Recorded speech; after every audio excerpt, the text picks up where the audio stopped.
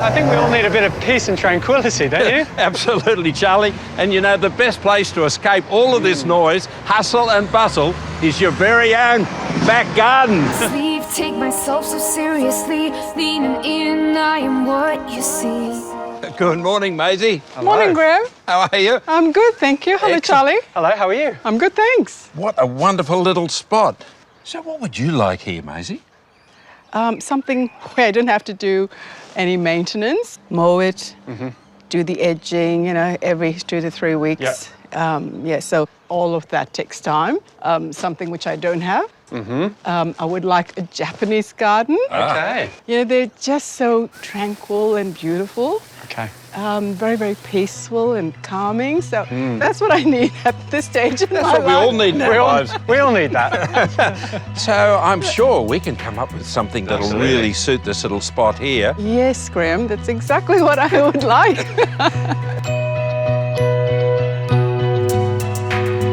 I'm thinking every good Zen garden needs a place to relax. So how about a couple of overlapping decks? Maisey also mentioned she was really into having a water feature. I think down this little corner here. Maybe in this area, we could do some stepping stones, some boulders, and some gravel. Yeah. And some real feature plants. How about a nice Japanese maple down the back here? And Camellia Sasank was just to sort of tie it all in. Yep, it's going to be nice. Absolutely beautiful. The start of our decking is this framework. Now I'm using a treated pine sleeper because it's H4, which means it can touch the ground and it won't rot away. Then the rest of our framing can go on top. Once I've got this in place, I'll dig some holes and we get some posts in the ground. When it comes to concreting posts on decking, you want to make sure you get concrete all the way around the post. You can see there's good clearance around here. And you also want some underneath the post. That way it's going to encase it and it's going to be much stronger.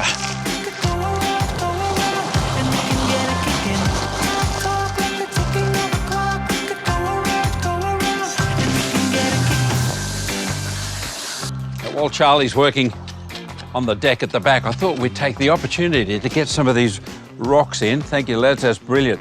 Okay, now we've got a couple of these to go in.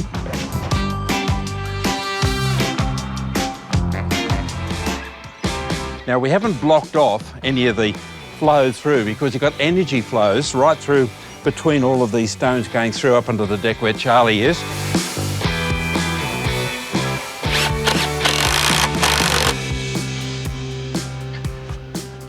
As a point of difference and to add some textural interest to this top deck, I'm laying the decking boards on a diagonal. Now, when you're laying your boards, you really want 450mm spacings between your fixings. When you're working on a diagonal, you need to put your joists closer together because the distance gets longer as you lay them on the diagonal. Now, I'm going to overlap them on the edge and cut them after. That's going to make it much easier.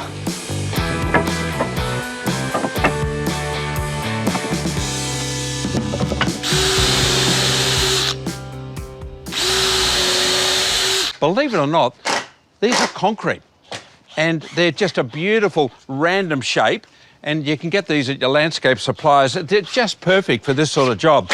But the colour is really important. We've got the grey coming off down the steps and then up to Charlie's deck. It also illuminates our limestone here. It really lifts it. So when we put the planting in later, the grey will really recede back.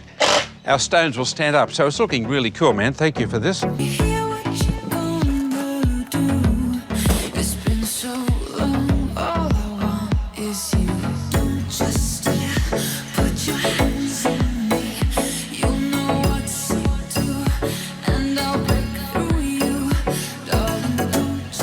So I'm going to be building a double gate to completely screen off all the plants, but I want it to be in theme with the garden. The first step is to build a frame, so I've pre-cut some timbers. I'm just going to screw these together. Got my drill, got some bigs.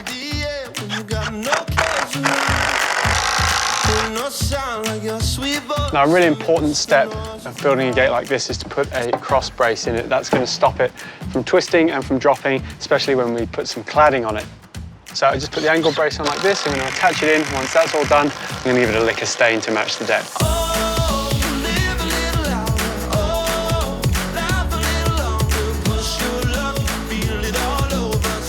So to make our screen into a gate, we need one vital component: hinges. And these ones happen to be called gate hinges.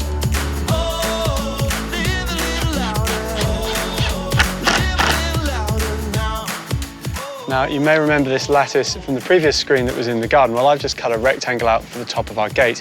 Across the bottom, though, we've got this great bamboo screening. This is an off-the-shelf product. It's going to give us the screening we need, but it fits in with the theme perfectly. Just going to screw this down, bit of a pre-drill first.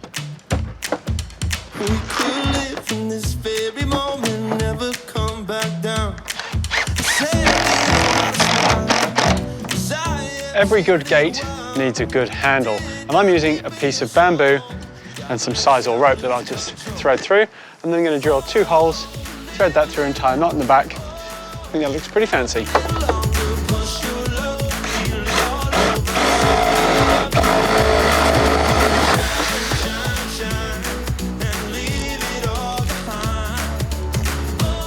And that's all it takes to build a gate. Now, we've got quite a large area, so I've built 2, and they're going to open inwards so they don't interfere with the tree.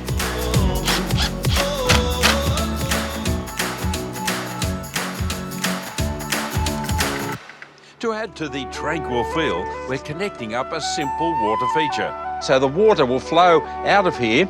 We have the connection down the bottom, and it just connects straight onto the base of our reservoir of water. And adding some lava stone to disguise the reservoir. Go for it. Oh, look at that. Graham, I love the water feature. Isn't it cool? It is really cool. It's just all, now that it's working, I'm just sitting here contemplating how beautiful it really is. And then along you come with another addition, man. This is awesome. I know I've been saying to you that there's been lots of just rocks in this garden, but it is looking really cool, You like my rocks? Yeah, I do, especially this one with a bit of bling, putting some lighting in. And this is the same granite as you have in that water bowl. Yeah. So yeah, really nice touch. What a feature tree, hey, Graham? A ripper. It's just going to be beautiful in this corner here, Charlie. Yeah, the coral bark maple, I mean, you can see when the stems hit the light there, how they just illuminate. They're amazing, aren't they? It's a great maple. Fantastic to have in a garden. Beautiful. Yep. Oh, that's awesome.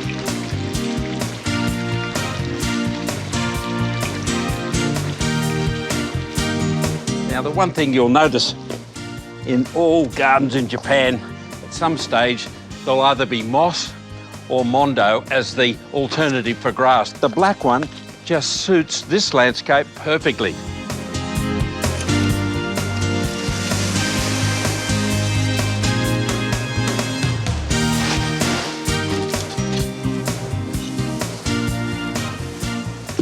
To give us a green backdrop to our deck, I'm using one of my favourite camellias. This is a slimline variety called Avalanche, and they flower for absolutely ages. Now, being a slimline camellia is perfect for a tight space. It's going to completely get rid of that fence and transform this garden.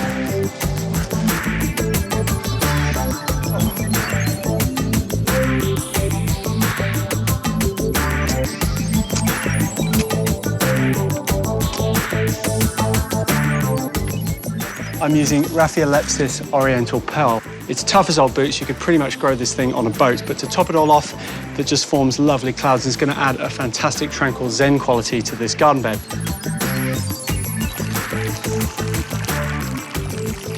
And I've got to say, I was teasing you about the rocks a bit, but I'm coming around to this whole Zen garden. I like it. Peaceful, tranquil. I knew it'd win you over. It's a very powerful concept. Yes. Wow, this is amazing. What have you done? Where's my garden? Lawn's gone, and Lawn's that's gone. what you have left. Oh, this is beautiful. Absolutely perfect. Oh my gosh. So up on the deck, I thought it'd be really nice to have a nice wide step, so when you've got your grandchildren here, you can sit here and enjoy the water feature with them, as well as your own space to come and relax. Oh, wow. And the tea for me as well? We made all this garden just for the teacups. Oh, wow, the bamboo gate. Now, Graham, tell me about the rocks. I know it's very important in Japanese landscape to have the placement of the rock still allows all the air and the energy to flow through, the water, the sound, the sight. A beautiful lantern at night, so it all combines to be a very tranquil place to be. In fact, in Japan, we would say this is utsukushi. Which is? Beautiful. perfect.